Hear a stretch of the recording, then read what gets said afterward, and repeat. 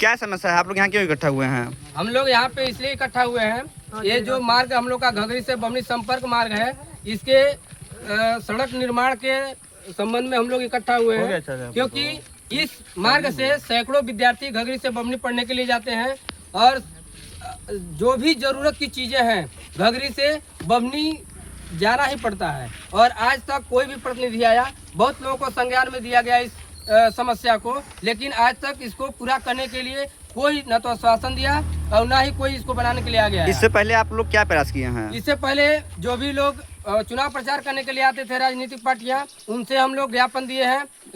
खुली बैठक ग्राम पंचायत में हुई थी, उसमें हम लोग इस प्रस्ताव को रखे हैं, लेकिन इसके संबंध में कोई हम लोग को सूचना नहीं दिया गया। क्या इससे पहले लिखित कोई सूचना दी गई है प्रशासन को? अभी लिखित सूचना किसी को नहीं दिया गया है। दिया गया है, कितनी बार दिया गया है?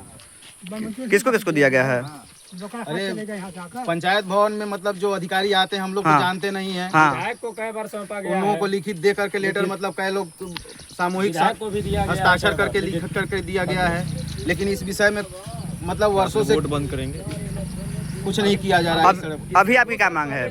हमारी मांग यही है कि हमारी मतलब जो घघरी और बमनी संपर्क मार्ग है, हमारी मतलब पक्की सड़क बननी चाहिए। तो कुल कितनी मांगे हैं आपकी?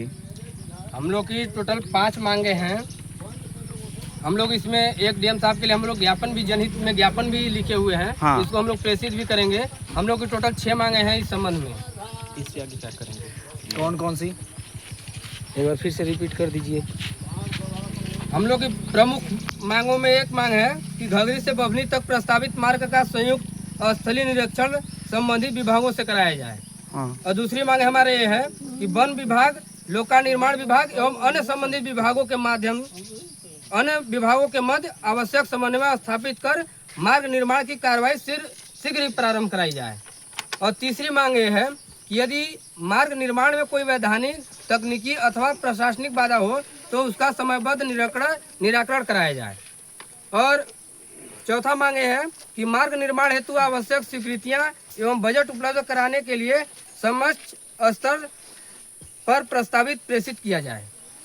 और पांचवा है कि निर्माण कार्य हेतु समयबद्ध कार्य योजना तैयार कर क्षेत्रवासियों को अवगत कराया जाए। और छठवां लास्ट यह है कि इस ज्ञापन पर की गई कार्यवाही से हमें लिखित रूप से भी अवगत कराने का कष्ट करें। कितने दिन का मतलब समयबद्ध है? तो कुछ आपका समय होगा ना, कितने दिन के अंदर ये इस पर कार्रवाई हो जानी चाहिए? हम लोग आज हम लोग एक बैठक किए हुए हैं और 15 अगस्त तक हम लोग उनके जवाब का इंतजार करेंगे। अगर हम लोग के जवाब उनके तरफ से संतोषजनक जवाब नहीं आता है तो हम लोग अगली प्लानिंग ग्राम सभा में खुली बैठक करके करेंगे, लोगों को इकट्ठा करके, और अगला प्लानिंग बहुत भयानक प्लानिंग होगा। ठीक।